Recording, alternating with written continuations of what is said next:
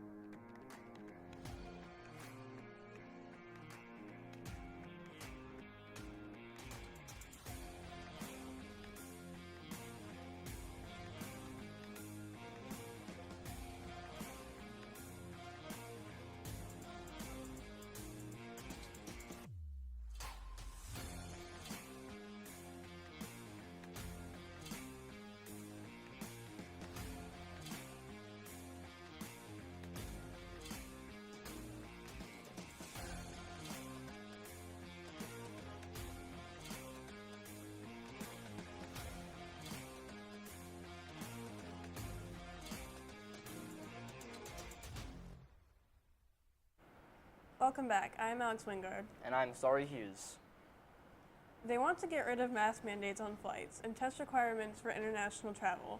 Some European countries are starting to do that. The federal transportation on mask mandate ends April 18th, bearing another extension. The White House says it's consulting the CDC about lifting it earlier. That agency reports cases are trending down. The Biden administration rolled back some Trump-era tariffs in a move supported by American businesses. With President Biden and Europe, a new trade agreement with the United Kingdom lifts tariffs on British steel and aluminum. In exchange, the UK will lift retaliatory tariffs on American exports, including whiskey, motorcycles, and agricultural products. In a separate policy change, the administration is also easing some tariffs on Chinese-made goods put in place by President Trump. That comes in response from American business leaders who say they need relief from supply chain disruptions and rising inflation. The majority of the tariffs on China will remain as long as the Chinese government falls short on its promise to import American products. China's Foreign Minister Wang Yi arrived in Kabul, Afghanistan on Thursday morning local time. Pictures of Wang's arrival were posted on the Taliban linked back to our news agency's Twitter. Yi was greeted by the Taliban's acting Foreign Affairs Minister Amir Khan Muttaqi as he stepped out of the plane. His arrival was not announced ahead of time. He also visited Islamabad and Pakistan Wednesday. New figures from Ukraine's second largest city, Kharkiv. The city's mayor says nearly 1,000 residential buildings have been destroyed. The people who once lived in those buildings have been forced to flee. Many of them are taking refuge in border countries like Romania. Miguel Miguez has more from the nation's capital city. In Ukraine, a U.S. official said Ukrainian fighters have pushed Russian forces back to the east of the capital city, Kyiv. Despite the growing business pullouts from Russia, the Moscow Stock Exchange has reopened for the first time in almost a month today.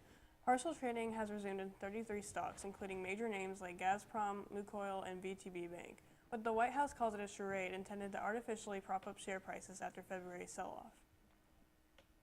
The Japanese Defense Ministry says North Korea has fired a new type of intercontinental ballistic missile into the waters east of Japan. South Korea's Joint Chiefs of Staff also reported the launch. South Korean President Moon Jae-in strongly condemned North Korea for breaching its self-imposed moratorium on intercontinental ballistic missiles and calls it a serious threat to the Korean Peninsula and the international community. Texas Governor Greg Abbott toured one of the areas badly damaged by Monday's tornadoes. While there, the governor signed disaster declarations, which will help speed up recovery efforts. Sherwood Shores is rebuilding more than 53 structures and homes and grieving the only loss of life in Texas from Monday's tornadoes. Greg Abbott, Texas governor, says that those people had their homes destroyed and are staying with family or friends or have other accommodations set up. And I've signed a disaster declaration that includes Grayson and Cook counties. The declaration gives county judges the ability to have certain rules and regulations waived to speed up the recovery, something people running relief efforts say they can't go without. The governor said 8 people from the area are still in the hospital. A man fell to his death while attempting to base jump off the top of a 23-story building in San Diego Tuesday. Base jumping is a practice of leaping and then parachuting from one of these fixed locations, such as a bridge, building, or cliff. In this case, it went horribly wrong. San Diego police says a 48-year-old man was attempting to base jump off of the roof of the building when something went wrong, and he fell to his death. In some cases, no one was hurt, but police treated all 3 with handcuffs. Idaho Governor Brad Little has signed a bill that would ban abortion after 6 weeks. The legislation is named the Fetal Heartbeat, Preborn Child Protection Act. It's very similar to Texas's controversial law banning most abortions that went into effect last month. Under the Idaho bill, no one can perform an abortion on a pregnant woman when a fetal heartbeat has been detected, except in the case of a medical emergency, rape, or incest. The legislation also allows for family members of the fetus to bring legal action against the medical professional who performed the abortion. Planned Parenthood has condemned the passing of the bill, calling it a copycat of Texas' near ban on abortions. Take a look at this dramatic video released by the Wisconsin Department of Transportation. It shows a stolen Chevy Traverse there on the right, driving fast and crashing into another vehicle.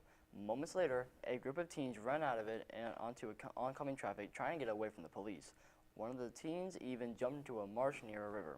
According to a criminal complaint, the owner of the Chevy said it was taken from his garage on March 18th. No word yet on what happened to the teens or our identities. And now let's check on our weather. Madison, what can you tell us? Let's go ahead and take a look at our weather at glance for today. Right now in Cleveland it is 39 degrees with a high today of 65 and a low of 41, with the precipitation listed at 2%. The humidity is 99%, the dew point is 39 degrees Fahrenheit, the pressure is 29.97 inches, the visibility is 10 miles, and the UV index is 0 out of 10. Let's go ahead and take a look at our local radar. There are a few scattered showers moving off into the east of the area, and now let's look at our national radar. The storms that we had earlier this week are pushing off into the Atlantic Ocean, with some storms above Tennessee, which will be moving off later in the week. And now let's look at our 7-day weather. Friday will be mostly cloudy with a high of 59 and a low of 37. Saturday we'll have sunny skies with a high of 58 and a low of 37. Sunday we'll also have sunny skies with a high of 59 and a low of 34. Monday will be partly cloudy skies with a high of 65 and a low of 43. Tuesday will be warming up to a high of 79 and a low of 56. And Wednesday we'll have rain with a high of 78 and a low of 58. And now let's send it over to Eli with your sports. I am Eli Dunn with your sports. Today we have coverage on the college basketball Sweet 16, a heated argument. The St. Petersburg University Peacocks are headed to the college basketball Sweet 16. They're the team we will face the number 3 seed Purdue Boilermakers. St. Peter's is the only third number 15 seed to make it this far in the NCAA tournament. It marks 2 years in a row that a number 15 seed has had a similarly inspiring run, and then in 2022 it was Oral Roberts University.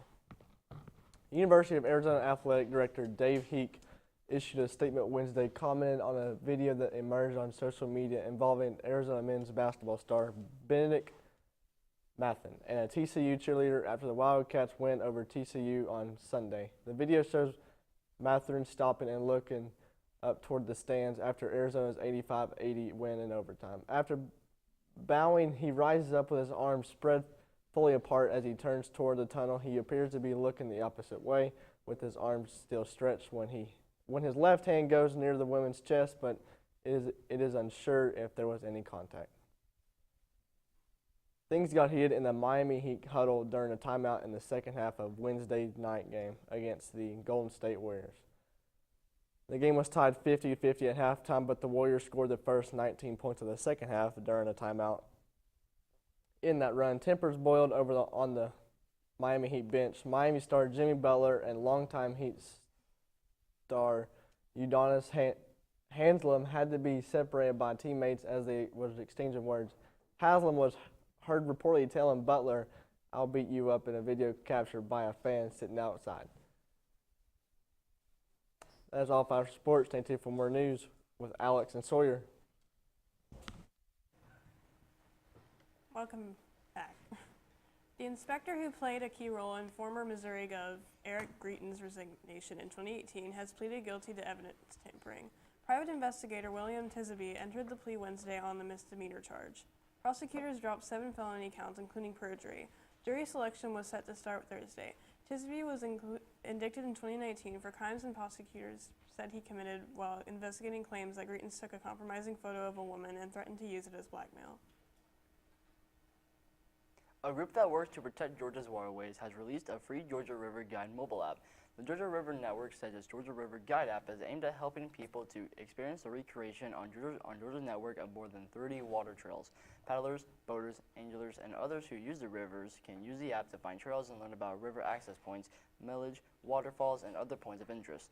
The group says that protection information such as river struggling, potential hazards, and rapids are also included. The Hamilton County Sheriff's Office says they are investigating an incident where a female Silverdale allegedly sexually assaulted another female inmate. HCSO says they responded to the call around 4:30 a.m.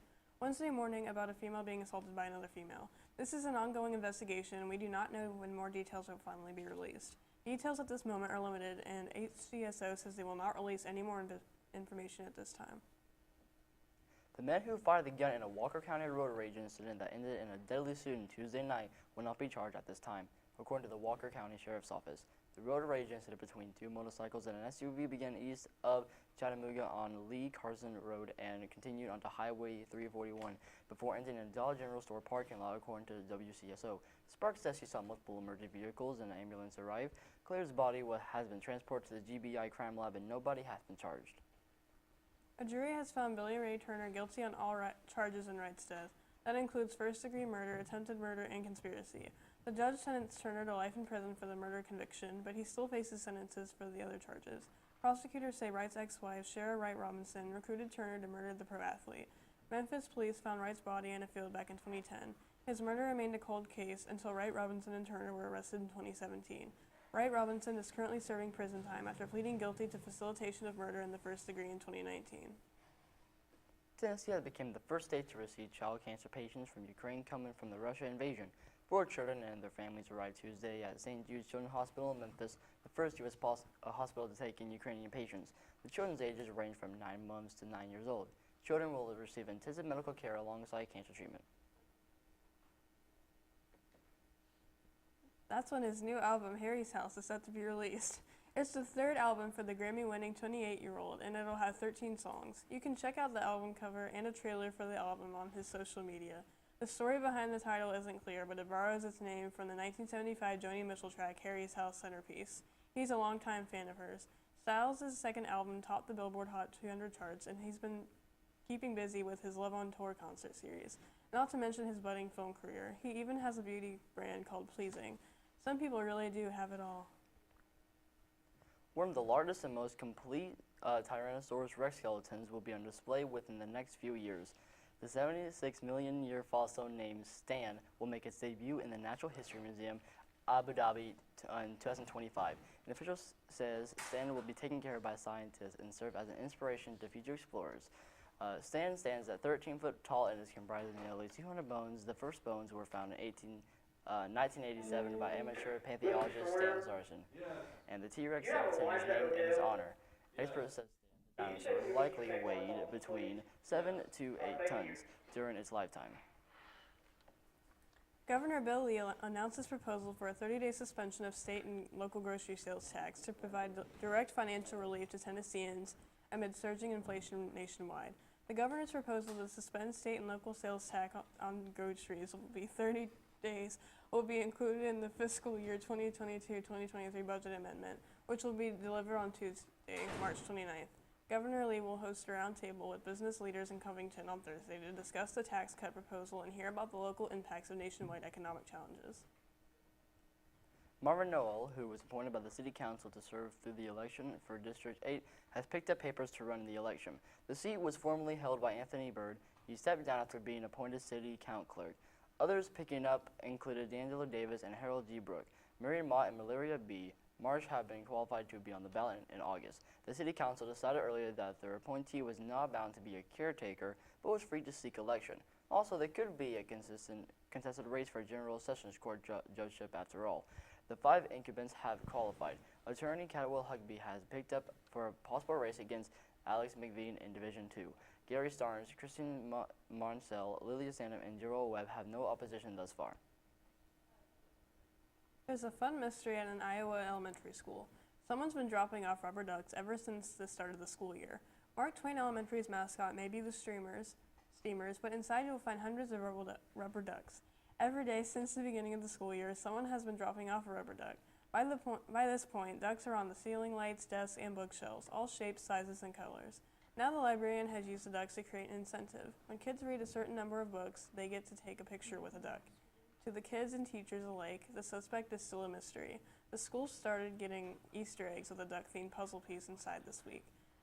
Students and teachers are hoping it will reveal the identity of the person leaving the ducks. The school wants to thank whoever is leaving them and says the daily gifts have brought joy to teachers and kids. It's time to dig into a Philadelphia tradition. Today is National Cheesesteak Day. We're talking about the amazing combo of chipped beef, cheese, and onions on a hoagie roll. You can celebrate the day by getting a cheesesteak at a local restaurant or make it one yourself at home. You can post your meal on social media with the hashtag National Cheesesteak Day. Here's a fun fact. Philadelphia hot dog vendors Pat and Harry Oliveri are credited with inventing the cheesesteak in the 1930s. You're on Facebook, Twitter, and YouTube through our channel BCHS VOX News.